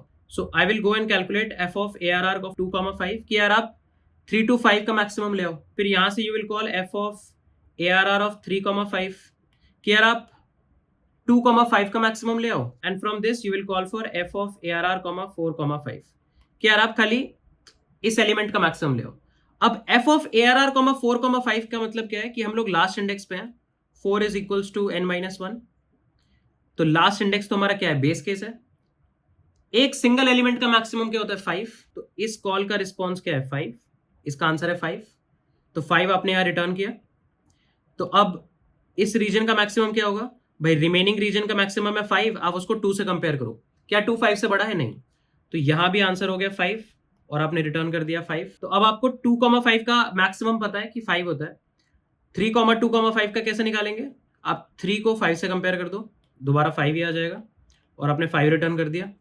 अब आपको 3, 2, 5 का मैक्सिमम पता है और आपको निकालना क्या था कि फर्स्ट इंडेक्स से लेकर सारे एलिमेंट, मतलब 10, 3, 2, 5 का मैक्सिमम क्या है। तो अगर आपको 3 to 5 का मैक्सिमम पता है 5 है, तो उसको आप 10 से कंपेयर कर दो, that is A R R of 1। 10, 5 में बड़ा कौन है? 10 बड़ा है। फिर आप यहां से 10 रिटर्न कर दो। This is the final situation. आपको 3, 10, 3 to 5 का आंसर जानना था। 10, 3, 2, 5 का मैक्सिमम आपको 10 मिल गया है। उस 10 को आप 3 से कंपेयर करो। क्या 3 10 से बड़ा है? जी नहीं। तो यहां भी आंसर क्या हो गया? 10 हो गया। And that's it. और देखो, अगर हम इसको कोड करेंगे, coding implementation as it is मैं इस रेफरेंस जैसे लिख दूंगा और हमारा काम बन जाएगा। बेस केस वगैरह हमने सब लिखा हुआ है यहाँ। max from an array recursive। ठीक है, फटाफट से बॉयलर प्लेट प्रिपेयर कर लेते हैं।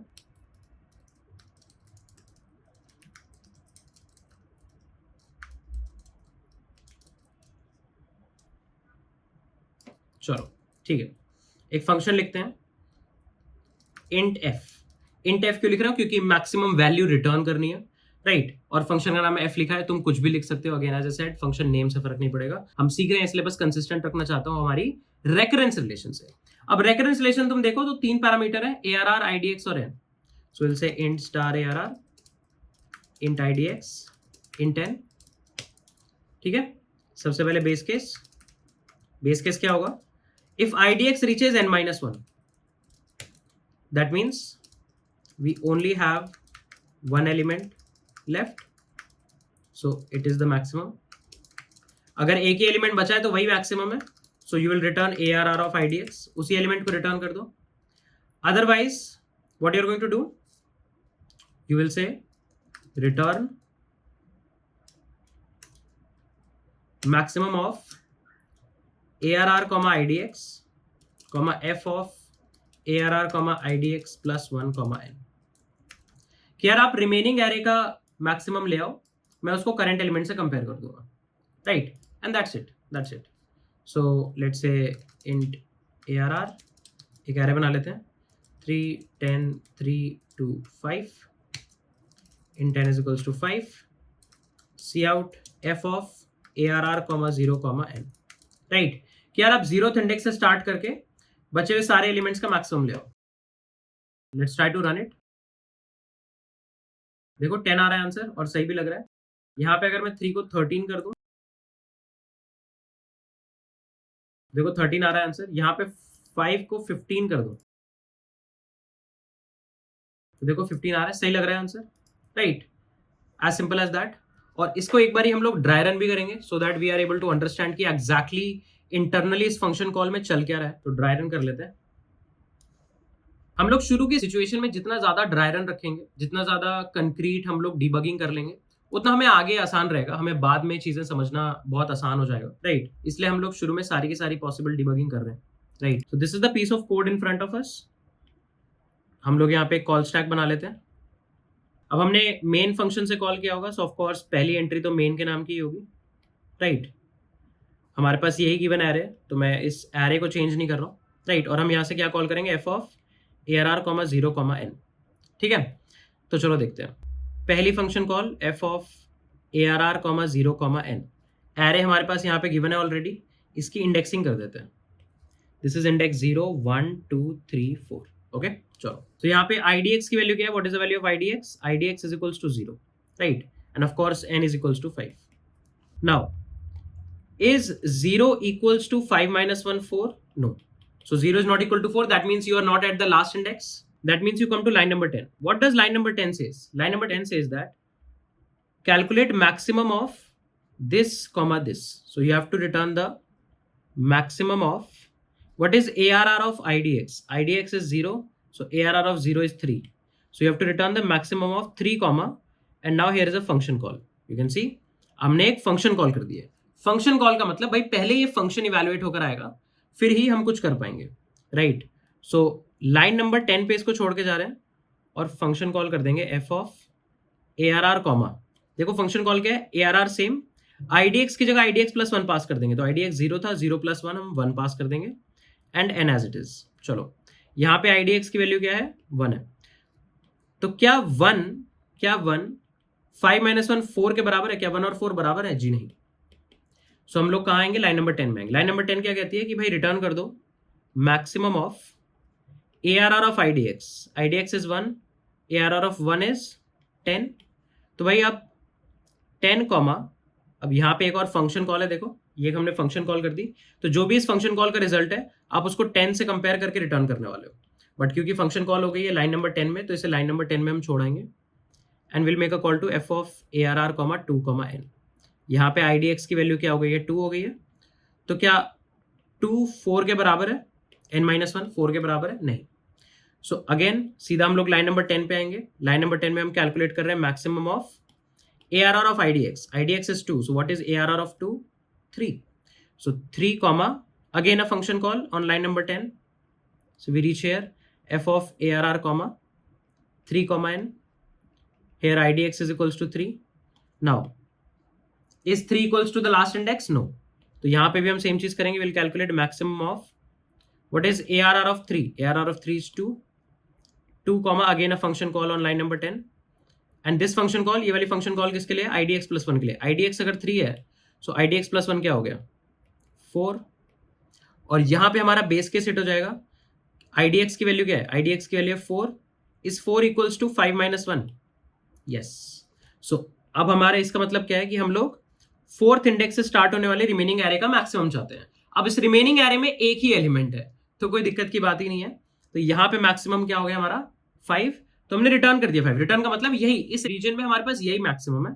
सो हमने यहाँ से 5 रिटर्न कर दिया और ये फंक्शन कॉल डन है, ये फंक्शन कॉल हो गई है। अब हम लोग पुराने स्टैक फ्रेम पे आए, ये सारे स्टैक फ्रेम भी वेट कर रहे हैं। इस पुराने स्टैक फ्रेम पे आए, इसको लाइन नंबर 10 पे छोड़ के गए थे क्योंकि यहाँ पे एक फंक्शन कॉल थी।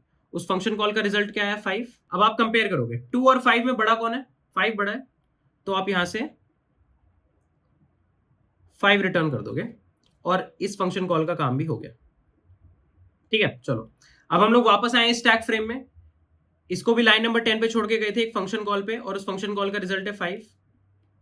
तो अब आपको कंपेयर करना है 3 और 5 में से बड़ा कौन है, 3 और 5 में से 5 बड़ा है। सो हम लोग 5 रिटर्न कर देंगे। देखो यहाँ पे रिटर्न स्टेटमेंट है। सो हम लोग 5 दोबारा रिटर्न कर देंगे और ये वाला स्टैक फ्रेम भी हो गया हमारा, कंप्लीटली एग्जीक्यूट हो गया। हम लोग वापस आ गए स्टैक फ्रेम पे। अब इस स्टैक फ्रेम में जहां पे IDX की वैल्यू 1 है, इसका मतलब मैं इस रीजन का मैक्सिमम चाहता हूं। मैंने कॉल किया था कि भाई आप 3 to 5 का मैक्सिमम ले आओ, तभी हम लोग लाइन नंबर 10 पे हॉल्टिंग छोड़ के गए थे। 3 to 5 का मैक्सिमम है 5। तो भाई 10 3 to 5 का मैक्सिमम क्या होगा, आप 10 को 5 से कंपेयर करो, which one is bigger, 10 is bigger, तो 10 आ गया। तो यहां से 5 नहीं, यहां से 10 रिटर्न होगा। ठीक है। एट लास्ट हम लोग वापस यहाँ पे आए 0, मतलब पूरी एरे में मैक्सिमम कौन है। अब इस 10 3 2 5 का मैक्सिमम आपको पता है 10 है, तो आप उस मैक्सिमम को 3 से कंपेयर कर दो, क्योंकि यही फंक्शन कॉल का रिजल्ट भी है। सो 3 और 10 में से बड़ा कौन है 10। सो आप फाइनली यहाँ पे 10 रिटर्न कर दोगे मेन में, और 10 ही हमारा आंसर है। तो देखो कितनी आसान तरीके से हम लोगों ने एक सिंपल रेफरेंस के बेसिस पे कि यार हमें नहीं पता कि पूरी एरे का मैक्सिमम क्या होगा, आप बची हुई एरे का मैक्सिमम ले आओ, मैं उस बची हुई एरे के मैक्सिमम में अपने एलिमेंट के साथ कंपैरिजन दूंगा और चेक करूंगा कि क्या जो अभी तक मैक्सिमम मिला था क्या उससे भी बेटर एलिमेंट है करंट इंडेक्स आईडीएक्स पे। अगर उससे भी करंट बेटर एलिमेंट है तब तो फिर वो मैक्सिमम होना चाहिए, तो आईडीएक्स एलिमेंट मैक्सिमम होना चाहिए। अगर बेटर इंडेक्स नहीं है या बेटर एलिमेंट नहीं है तो रिमेनिंग एरे का जो मैक्सिमम है वही पूरी एरे का मैक्सिमम है। And that's it. So I hope the overall logic to this given problem is clear to everyone. So folks अब हम लोग अपनी नेक्स्ट प्रॉब्लम के ऊपर मूव ऑन करते हैं, राइट। अब तक हमने एरेस के ऊपर कुछ बेसिक प्रॉब्लम्स देख लिए हैं, and now we have a fair amount of idea कि actually what it takes to solve a problem around recursion with arrays, right। अभी हम लोग array के ऊपर एक और प्रॉब्लम लेंगे, इस प्रॉब्लम को सॉल्व करेंगे, डीप डाइव लेंगे इस प्रॉब्लम में। टू बी वेरी ऑनेस्ट काफी आसान प्रॉब्लम है, और इसके बाद कुछ स्ट्रिंग्स बेस्ड प्रॉब्लम्स भी हम लोग फिगर आउट करने वाले हैं, देखने वाले हैं। सो काफी इंटरेस्टिंग रहने वाला है, राइट। So let's see. सो ये क्वेश्चन है हमारे सामने, let's read out the question and try to understand कि क्वेश्चन की डिमांड क्या है। So the question says that find the sum of the values of a given array। So let's say आपके पास ये given array है, right, 2 3 5 21। इस array की सारी values का sum calculate करके लाना है, right। So इस केस में अगर आप इस particular केस में देखें, so यहाँ पे if you see this is 2 plus 3 is 5, 5 plus 5 is 10, 10 plus 20 is 30, plus 1 is 31। So the answer is going to be 31, right। इस given input के लिए हमारा आंसर होगा 31। So overall क्या करना है, we have to sum up all the elements of the given array, right। array के सारे एलिमेंट्स को सम अप करना है। तो टेक्निकली बहुत ही आसान प्रॉब्लम है। अगर मुझे इस प्रॉब्लम को आइट्रेशन से सॉल्व करना होता, इफ लेट्स से कि मुझे आइट्रेशन से सॉल्व करना अलाउड रहता, तब तो बहुत ही आसान है ना। हम लोग एक एक करके हर पॉसिबल इंडेक्स पे जाते, अभी i इक्वल्स टू 0 पे जाते, फिर i इक्वल्स टू 1 पे जाते, फिर i इक्वल्स टू 2 पे जाते, फिर i इक्वल्स टू 3 पे जाते, फिर i इक्वल्स टू 4 पे जाते। ऐसे करके सारी की सारी इंडेक्सेस पे आइटरेट करते और हर इंडेक्स की वैल्यू को ऐड अप कर लेते। सो कुछ ऐसा कोड बन जाता हमारा कि let's say sum is equals to 0 for i equals to 0, i less than n, i plus plus, sum plus equals to ARR of i, right. तो इस सम वेरिएबल में हमारे पास सारी की सारी वैल्यूज आ जाती है। देखो हमने क्या करा है, हम लोग एक एक करके सारे पॉसिबल इंडेक्सेस पे आइटरेट कर रहे हैं, उस पर्टिकुलर इंडेक्स पे जो भी वैल्यू पड़ी है उसको सम वेरिएबल में ऐड कर दे रहे हैं और इस पे लूप चला रहे हैं। एक सिंपल आइटरेटिव सॉल्यूशन होता है ऑर्डर ऑफ n का, राइट। बहुत आसान। लेकिन अब बात करते हैं कि रिकर्जन से इस प्रॉब्लम को कैसे सॉल्व कर सकते हैं, क्योंकि हमारा एजेंडा है हमें रिकर्जन समझनी है। सो रिकर्जन से इस प्रॉब्लम को कैसे सॉल्व कर सकते हैं, आंसर होगा इस टेस्ट केस का 31, ठीक है। तो रिकर्जन से सॉल्व करना है, तो रिकर्जन से सॉल्व करने के लिए हम लोग हमेशा से क्या करते हुए हैं, हम लोग अज्यूम करते हैं कि गिवन प्रॉब्लम हमारे पास एक बिगर प्रॉब्लम है और इसको स्मॉलर सब प्रॉब्लम की फॉर्म में रिप्रेजेंट करने की कोशिश करते हैं। ओके, सो लेट्स से हमारे पास एक फंक्शन है f, राइट। अब हमने कई बार ये चीज कर ली है तो मैं दोबारा ट्राई करता हूँ डायरेक्टली लिखने का। इस बारी यार जो एरे है जिसका मुझे एक्चुअली सम निकालना है, तो वो एरे तो इनपुट में देना ही होगा, राइट, बिकॉज उसी एरे के सारे एलिमेंट्स का सम चाहिए। उसके बाद हम लोग एक IDX वेरिएबल रखेंगे, क्योंकि जब तक हम एरे के सारे एलिमेंट्स को पढ़ेंगे नहीं तब तक उनको सम कैसे करेंगे। तो सारे एलिमेंट्स पे जाना है तो टेक्निकली एरे के ऊपर कुछ इटरेशन पॉसिबल होनी चाहिए, साथ ही साथ एरे की लेंथ चाहिए ताकि हम लोग डिटेक्ट कर पाए कि कब हम लोग एरे को एग्जॉस्ट कर चुके हैं। So this is a function, this function returns sum of elements of the array starting from index IDX, right।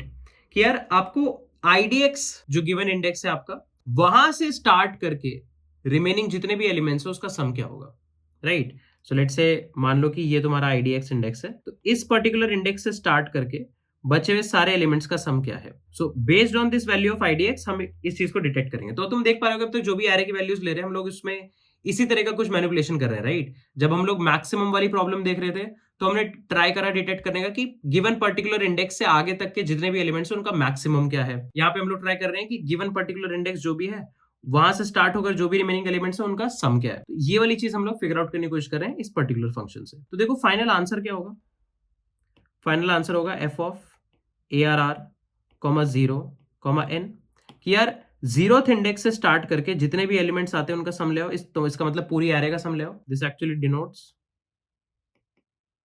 Some of whole array, right.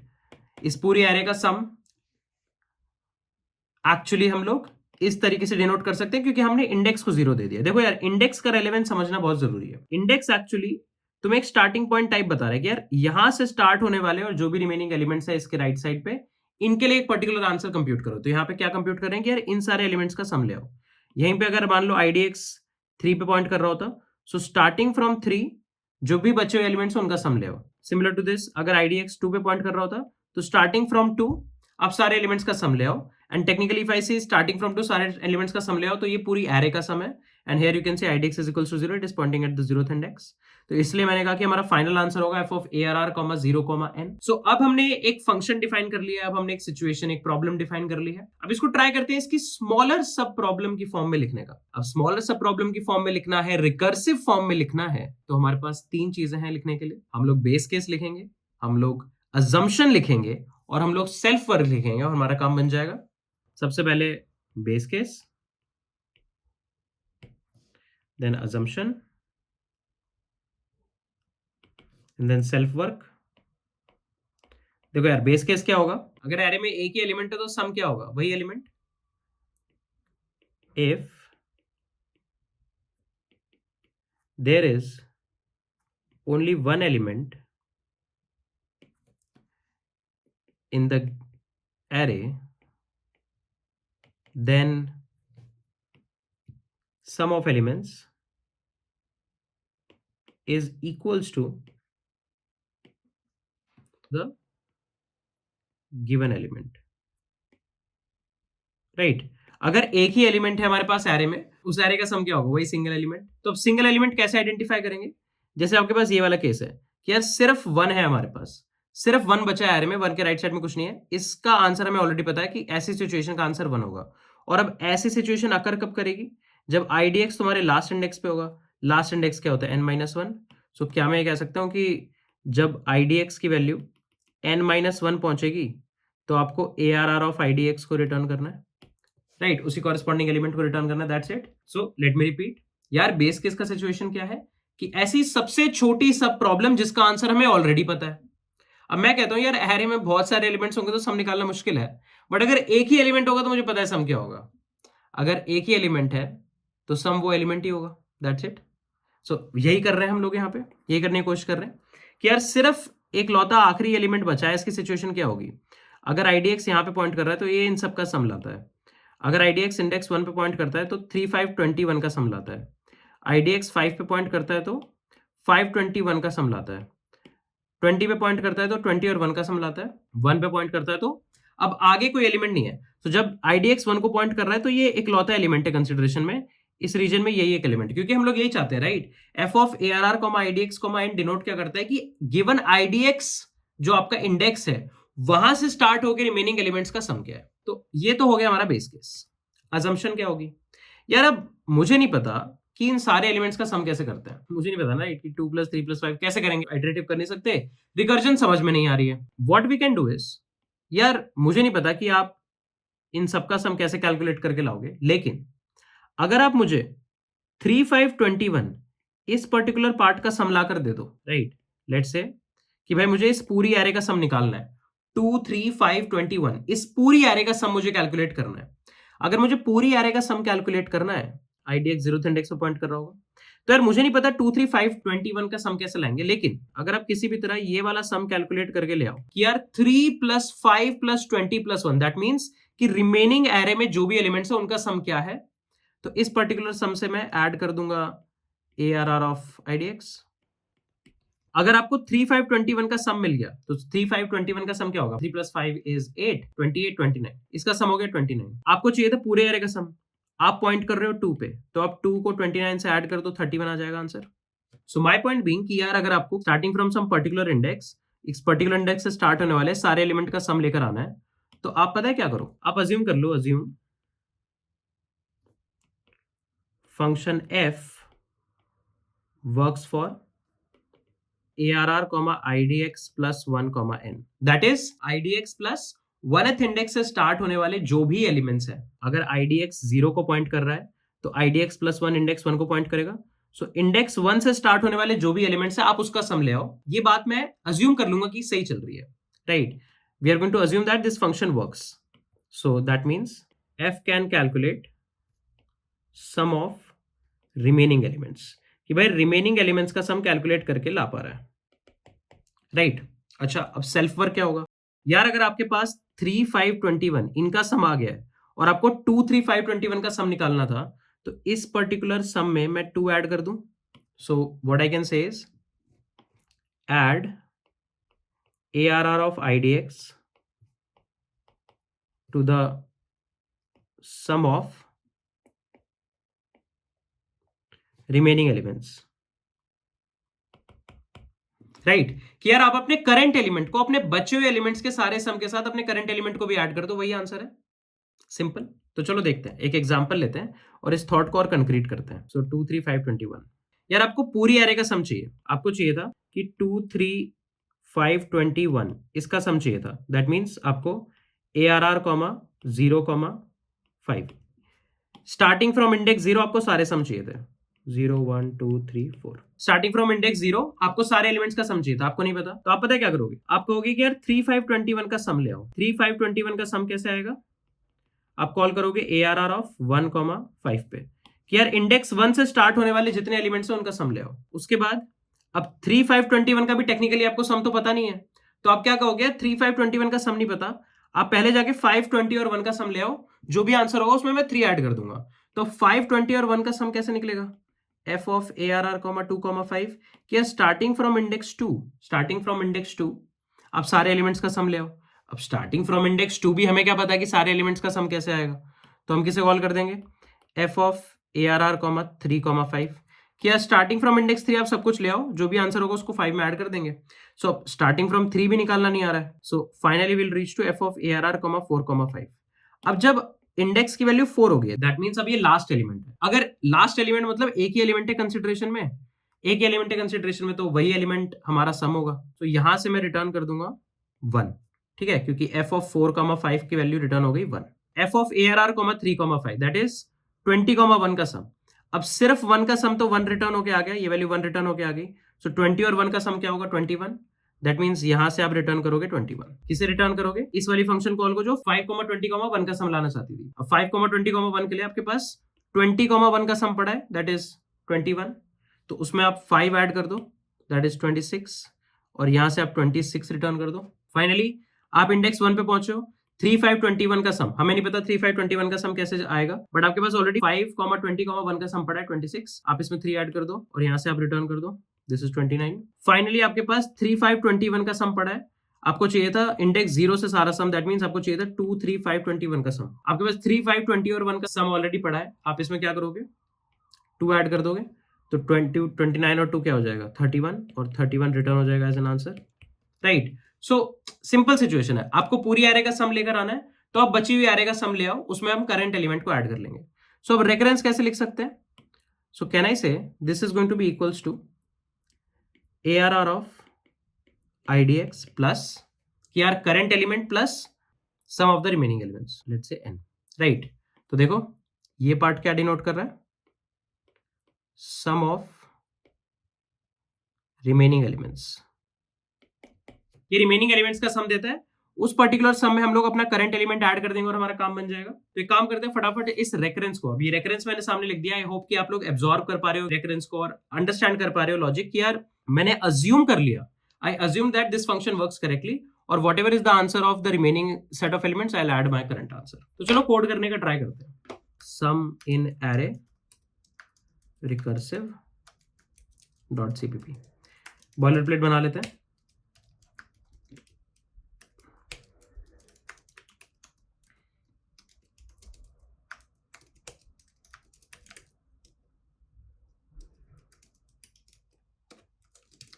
ठीक है, रिटर्न 0. चलो ठीक है, तो एक फंक्शन लिखते हैं int f, जो कि क्या वेरिएबल लेगा, एक एरे लेगा, एक int idx लेगा और एक int n लेगा। देखो यही है फंक्शन f की डेफिनेशन कि यार ये एरे लेती है, इंडेक्स लेती है, n लेती है, और रिटर्न टाइप हमने int क्यों रखा है, क्योंकि सम रिटर्न करेगी। तो सबसे पहले बेस केस, भाई बेस केस क्या होगा कि भाई अगर idx n-1 पहुंच गया, that means idx is at the last index, so there is only one element under consideration. If you have only one element in the consideration, then the sum of that particular region is going to be that element only. So we'll return ARR of IDX because this element was present alone. Like there is no more neighbors that it can add to. So we just have a single element. The sum is going to be that element. Otherwise, what you're going to do, you're also going to say return ARR of IDX, that is sum of the current element with f of ARR comma IDX plus 1 comma n. कि भाई आप remaining array का sum ले आओ, मैं उसमें ARR of IDX add कर दूंगा and that's it. So let's say let ARR is equals to 2 3 5 21, right? Okay, this should be int, ठीक है। चलो, सो एरे बना लिए, एक n डिफाइन कर लेते हैं 5, राइट, और let's call our function f, so will say cout f, array as it is pass होगा। इनिशियली इंडेक्स क्या होना चाहिए, 0, क्योंकि भाई मुझे 0th इंडेक्स से स्टार्ट होने वाले सारे एलिमेंट्स लेकर आने हैं, and finally n remains as it is। चलो देखते हैं, if you run this code you're getting the answer as 31 and that is the absolute correct answer, right? तो एक काम करते हैं, इसको यहाँ पे हम लोग डिबग करने की कोशिश करते हैं। सो मैं यहाँ पे एक डिबग पॉइंटर लगा रहा हूँ, यहाँ पे ड्रॉप डाउन में हम लोग क्लिक करेंगे डिबग C++, ठीक है। देखो सेटअप स्टार्ट हो गया। सो अभी हम लोग मेन फंक्शन में, तुम लोग ये देख पा रहे हो कि हम लोग मेन फंक्शन में, तो अब हम लोग फंक्शन एफ में जाएंगे, तो स्टेप इनटू कर लेते हैं। देखो फंक्शन एफ में आ गए, क्या इंडेक्स n-1 के बराबर है, नहीं है। So what you will do, you will add ARR of IDX plus now again a function call, एक और फंक्शन कॉल होगी, भी देखना भी एक ही फंक्शन कॉल है, भी एक और फंक्शन कॉल होगी। तो चलते हैं इस फंक्शन कॉल के अंदर, राइट। तो देखो अब एक और फंक्शन कॉल हो गई है कि IDX की वैल्यू n-1 है, जी नहीं। सो एक और फंक्शन कॉल करते हैं, क्या IDX की वैल्यू n-1 है, जी नहीं। एक और फंक्शन कॉल करते हैं, क्या IDX की वैल्यू n-1 है, जी नहीं। क्या अब IDX की वैल्यू n-1 के बराबर है, जी हाँ। So if you will see it returns the index. So after a few bunch of calls, it returns the index or the element at the index. Then it goes back because the function ended, and it has given the value to the previous function f. So that is now computed, and everything will get computed, right? Finally, you will get the answer as this 31. तो आई hope कि basic debugging से आपको चीजें समझ में आई होगी, but इसकी और बेटर क्लैरिटी ऑफ अंडरस्टैंडिंग के लिए मैं एक बार आपके सामने इसको ड्राई रन जरूर करना चाहूंगा। तो अपना पीस ऑफ कोड ले आते हैं, और अभी के लिए ये एलिमेंट नहीं है, सिर्फ 4 एलिमेंट है, 2 3 5 20, ठीक है। कॉल स्टैक बनाते हैं। कॉल स्टैक में पहली एंट्री तो मेन के नाम की होगी, राइट, एंड यहां से आप एक फंक्शन कॉल करोगे ARR 0,4 के लिए, क्योंकि 4 लेंथ की एरे है। तो चलो स्टार्ट करते हैं। पहली एफ ARR 0,4, ठीक है। तो चलो देखते हैं, यहां पे इंडेक्स की वैल्यू क्या है, 0 है। सो क्या करंट इंडेक्स दैट इज 0, क्या 0 बराबर है n-1 दैट इज 4 - 1 3, क्या 0 और 3 बराबर है, जी नहीं, जी नहीं। देखो यहाँ पे IDX की वैल्यू 0 है, n की वैल्यू 4 है, राइट। तो क्या IDX बराबर है n-1 के, जी नहीं। सो अगर बराबर नहीं है तो आप इफ के लाइन नंबर 6 से सीधा लाइन नंबर 11 आओगे, ये क्या कहते हैं, रिटर्न। यहाँ पे हमारे पास एक रिटर्न है ARR ऑफ IDX की वैल्यू क्या है, 0, सो ARR of 0 is 2, so return 2 plus something. ये समथिंग क्या है, एक फंक्शन कॉल है। तो जब इस फंक्शन कॉल का रिजल्ट आ जाएगा तो हम लोग रिटर्न कर पाएंगे। So we are going to leave this on line number 11। We have left this function on line number 11। Line number 11 से इस फंक्शन को हमने छोड़ दिया है, तो अब टेक्निकली छोड़ दिया तो एक और फंक्शन कॉल होगी,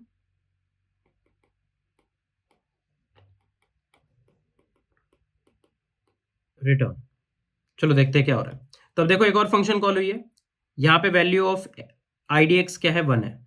क्या 1 बराबर है 3 के, no, we are never going to execute this function. So we'll directly come to line number 11. Line number 11 says the return ARR of IDX. IDX is 1, ARR of IDX is 3. 3 plus a function call. So you're going to leave this also on line number 11 and make that function call. So 2, 4. Right. Why 2, 4? Because यहाँ पे IDX की value 1 है और देख रहे हो आप हमेशा IDX plus 1 के लिए कॉल करते हो तो 1 plus 1 2. अब यहाँ पे IDX की वैल्यू क्या है? 2. तो आप चेक करोगे क्या 2 बराबर है 3 के? जी नहीं. दैट मीन्स देखो ARR ऑफ 2 क्या है? 5 है. So return 5 plus again a function call. यहाँ पे एक ब्लैंक है क्योंकि अब 5 को किसके साथ ऐड करना है ये तब पता लगेगा जब इस फंक्शन कॉल का रिजल्ट हमारे पास आ जाएगा. सो इसे लाइन नंबर 11 में छोड़ के जाएंगे. f of ARR 3, 4. तुम लोग यहाँ पे देखोगे. सो यहाँ पे 3 बराबर है n-1 दैट इज 3 के. देखो IDX की वैल्यू 3 राइट, n की वैल्यू 4 है. सो 4 - 1 क्या हो गया? 3. सो इंडेक्स बराबर है कॉरेस्पॉन्डिंग लास्ट इंडेक्स से राइट. सो अगर IDX की वैल्यू 3 है जो कि बराबर है 3 के, सो हम लोग इफ के चेक के अंदर जाएंगे और इफ का चेक के अंदर क्या लिखा हुआ है? एक ही लाइन लिखिए, return ARR of IDX. IDX का है 3. सो यहाँ से 20 रिटर्न करने के लिए कह रहा है. आपने 20 रिटर्न कर दिया, ये फंक्शन कॉल एंड हो गई. अब देखो 20 का मतलब क्या है? यहाँ पे एक फंक्शन कॉल हुई थी तो अब उसके टेक्निकली उस फंक्शन कॉल का आंसर है 20. तो हम लोग ये क्या कह सकते हैं कि यार इस रिमेनिंग एरे का सम मेरे पास 20 आ गया. अब मैं 5, 20 का सम चाहता हूं तो उसके लिए मैं क्या करूंगा? 20 में 5 ऐड कर दूंगा और रिटर्न कर दूंगा. सो दिस इज 25 राइट. अब ये वाली फंक्शन कॉल भी हो गई है. तो देखो ऊपर से हमारे पास 25 रिटर्न हुआ था. सो यहाँ पे 3 + 25. आप इस फंक्शन को लाइन नंबर 11 पे ही छोड़ के गए थे. सो अब यहाँ पे हमारा एडिशन हो गया. 3 + 25 इज गोइंग टू बी 28. तो बस उस एडिशन को रिटर्न कर देते हैं. So let's return 28. So we got a 28 here. और यहाँ पे ये फंक्शन कॉल एंड हो जाएगी. ठीक है. अब आप इस वाले फंक्शन को भी लाइन नंबर 11 पे छोड़ के गए थे. लाइन नंबर 11 पे आप कॉल करते थे IDX + 1 के लिए. IDX है 0 मतलब आप इंडेक्स 1 से लेकर एंडिंग इंडेक्स तक सम लेकर आते थे और उसमें हम लोग क्या कर देंगे? 2 ऐड कर देंगे that is ARR of IDX. तो 2 + 28 इज 30. तो यहाँ से 30 रिटर्न हो जाएगा और तुम देख सकते हो 30 होगा आंसर क्योंकि इस वाले 1 को मैंने एलिमिनेट कर दिया है. अभी सिर्फ 4 एलिमेंट्स हमारे पास. तो तुम देख पा रहे हो कि कैसे रिकर्जन ऊपर प्रोग्रेस कर रही है, कैसे रिकर्जन स्टेप बाय स्टेप बची हुई प्रॉब्लम्स को कैलकुलेट करके ला रही है. एक बार वो प्रॉब्लम्स कैलकुलेट हो जा रही है तो हम लोग सीधा उसमें अपना सेल्फ वर्क कर दे रहे हैं. अब तुम देखोगे इस रेफरेंस को, ये रेफरेंस क्या तुम्हें नहीं लग रहा कि ये रेफरेंस कितनी ज्यादा सिमिलर है जो हमने यहाँ पे ये रेफरेंस लिखी है? इस फंक्शन की डेफिनेशन चाहिए थी. ये अजम्पशन आप कैलकुलेट करके ले आते हो और उसमें एक सेल्फ वर्क करते हो इसको करेंटली ऐड करने का. That's it. तो तुम देखो ध्यान से, तो रिटर्न और यही लिखा हुआ है मैंने as it is. So recursive codes are going to be easy. It's just that you have to get the grip about the fact कि हम लोग कैसे assumptions ले सकते हैं, ये फंक्शन हम कैसा बिल्ड करें और कहाँ पे इसके यूज केसेस हो सकते हैं. जितनी ज्यादा आप प्रैक्टिस करोगे रिकर्जन पे उतना ज्यादा बेनिफिट रहेगा. So guys finally I hope कि दोनों प्रॉब्लम्स में आपको काफी मजा आया होगा. हम लोगों ने काफी डीप डिस्कशन करा, ड्राई रन्स करे, लॉजिक सोचने की कोशिश करी और मैं ये एक्सपेक्ट करता हूँ कि आगे भी आप भी जब कोई भी रिकर्जन की प्रॉब्लम सॉल्व करेंगे आप भी इसी तरीके से लॉजिक्स को अप्रोच करेंगे. आप भी इसी तरह ड्राई रन करने की कोशिश करेंगे. देखो हमेशा रिकर्जन में ड्राई रन करने की जरूरत नहीं है, बट अगर अभी आप इनिशियल डेज में हो, अभी जस्ट हमने रिकर्जन पढ़ना स्टार्ट किया है, तो ये ड्राई रन्स काफी हेल्पफुल रह सकते हैं. राइट. सो आई होप कि ओवरऑल लेक्चर आपको पसंद आया होगा. If yes then do consider dropping a like to the video. कोई भी डाउट्स आ रहे हैं आपको तो कमेंट सेक्शन में जरूर अपने डाउट्स, अपने सजेशंस, कोई रिक्वेस्ट है, कोई स्पेसिफिक लेक्चर के लिए आपकी रिक्वेस्ट है, वो सारी चीजें आप कमेंट सेक्शन में पोस्ट कर सकते हो. We will definitely try to consider all of them. That being said, आज के इस लेक्चर को हम लोग यहीं पे रैप अप करते हैं. अगले लेक्चर में हम लोग कुछ और प्रॉब्लम्स के बारे में डिस्कस करेंगे. जैसा कि मैंने कहा कि रिकर्जन ज्यादा से ज्यादा प्रॉब्लम सॉल्व करने से बेटर होती जाएगी, कॉन्सेप्ट आपका क्लियर होता जाएगा. So will try to do that. आज के इस लेक्चर को यहीं पे रैप अप करते हैं. हम लोग मिलेंगे अब इससे नेक्स्ट लेक्चर में. Till then take care guys, bye bye and thank you.